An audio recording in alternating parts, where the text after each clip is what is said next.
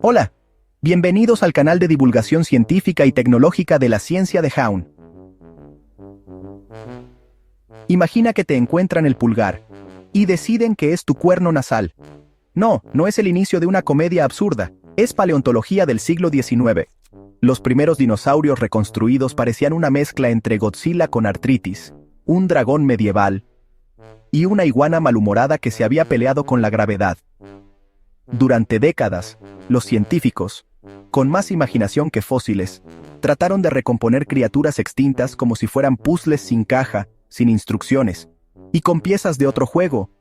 Pero, ¿cómo se llegó a esos errores tan descomunales? ¿Y cómo la ciencia fue afinando la imagen de estos gigantes hasta convertirlos en algo más parecido a un pollo musculado que a un monstruo prehistórico?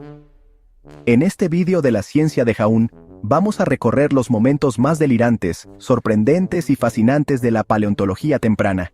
Y al final, te diremos cómo puedes participar en una pregunta del canal para compartir tu opinión, o tu reconstrucción favorita más catastrófica.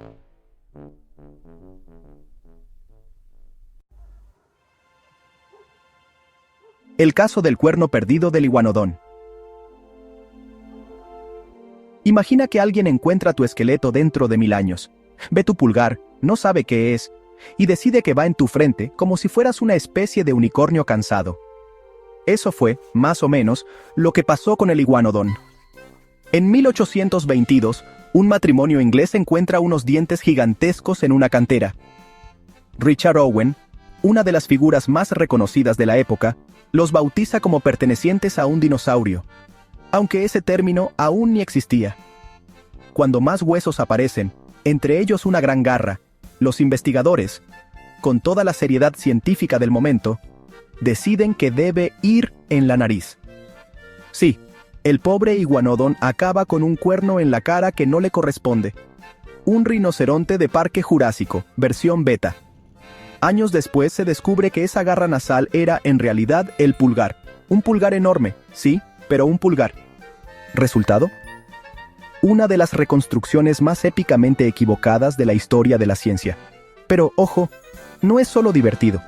Es profundamente humano. Los científicos hicieron lo mejor que podían con los datos que tenían, y con una pizca de imaginación del siglo XIX. El error del iguanodón nos enseña algo crucial. Sin contexto, cualquier fósil puede parecer otra cosa. La ciencia no es infalible, pero su magia está en que se corrige a sí misma. Lo que hoy es un cuerno, mañana puede ser un pulgar. Y eso, amigos, es hermoso. Sí.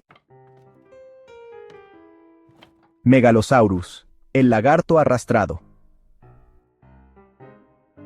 Si el Megalosaurus pudiera viajar en el tiempo y ver cómo lo dibujaron en el siglo XIX, probablemente pediría hablar con el gerente de la historia natural. Este fue el primer dinosaurio oficialmente descrito por la ciencia, y sin embargo, su primera reconstrucción parecía más un dragón viejo con ciática que un depredador temible. 4 patas, cuerpo gordo, cuello bajo, cola arrastrándose por el suelo, vamos, lo que viene siendo una iguana jubilada con sobrepeso. En esa época nadie imaginaba que los dinosaurios pudieran ser rápidos, ágiles o, Dios nos libre, bipedales. ¿Un lagarto caminando solo sobre 2 patas? Eso era cosa de mitología griega, no de ciencia victoriana. Así que mejor ponerle 4 patas, cara de desprecio, y hacerlo arrastrarse como si tuviera que pagar una hipoteca emocional. La culpa, claro, no era malicia. Simplemente faltaban huesos. Tenían unos cuantos fragmentos, muchas dudas, y 0 ganas de imaginar algo fuera del molde de los reptiles modernos. La gran lección del Megalosaurus es que las primeras impresiones científicas pueden ser tan torpes como entrañables, y que incluso con las mejores intenciones, uno puede acabar dibujando a un depredador como si fuera un perezoso con mala postura. Hoy, con más fósiles, mejores herramientas y menos corsés mentales, sabemos que el Megalosaurus era un cazador bípedo, pero en su momento fue el primer paso, torpe pero valiente, hacia una ciencia que aprendería a caminar sobre 2 patas. Y la cultura moldea al dinosaurio. ¿Sabías que muchos dinosaurios del siglo XIX parecían más una estatua del ayuntamiento que un animal real? Y es que cuando los datos científicos fallan, la cultura mete mano. Los primeros paleontólogos no solo se basaban en huesos, sino también en las ideas, creencias y modas de su época. Si eras un señor victoriano, con bigote elegante y obsesión por los imperios, lo más lógico era imaginar dinosaurios como criaturas colosales, pesadas y solemnes, dignas de representar la gloria británica, o de aplastar franceses, según el caso. El Megalosaurus, por ejemplo, fue retratado como un reptil de 4 patas, gigante, arrastrando su panza por el suelo como si hubiera perdido la esperanza de vivir. Y lo más triste, durante más de medio siglo nadie lo cuestionó. Las esculturas del Crystal Palace en Londres, aún visitables por cierto, muestran dinosaurios que parecen salir de una ópera trágica más que de un ecosistema real. Uno espera que canten en latín, no que cacen. ¿La lección? La ciencia nunca se hace en el vacío. Siempre está contaminada, para bien o para mal, por el momento histórico, las ideas dominantes, el arte e incluso la religión. Por eso es tan importante revisar, actualizar y sí, reírnos un poco de cómo antes imaginábamos a estos animales, porque en el fondo, cada dinosaurio mal reconstruido es un espejo que refleja menos al pasado y más a nosotros mismos.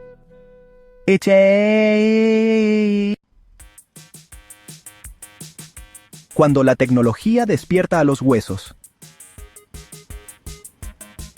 Durante siglos, reconstruir un dinosaurio era como armar un mueble sin instrucciones, con piezas de otro set, y con un martillo en lugar de tornillos. Pero hoy la cosa ha cambiado.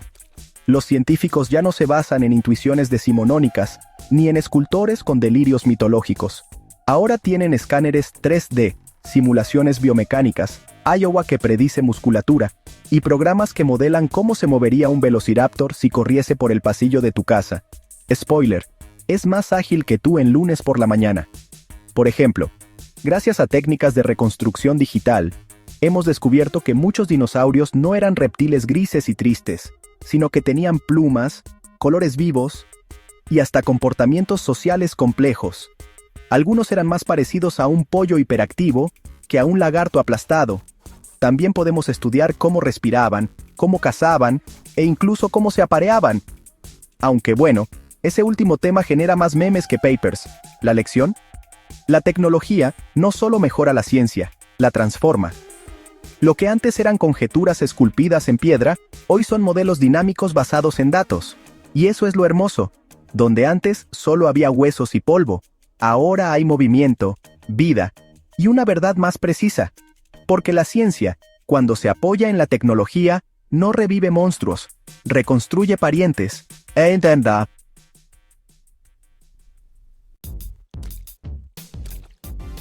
Reflexión final. La ciencia se equivoca pero aprende. Así que, la próxima vez que veas una maqueta de dinosaurio con cara de pocos amigos y cuello imposible, recuerda, no es culpa del bicho, es culpa nuestra. El iguanodon con cuerno en la nariz. El megalosaurus arrastrándose como si tuviera resaca. Las esculturas victorianas que parecen sacadas de una gala de ópera.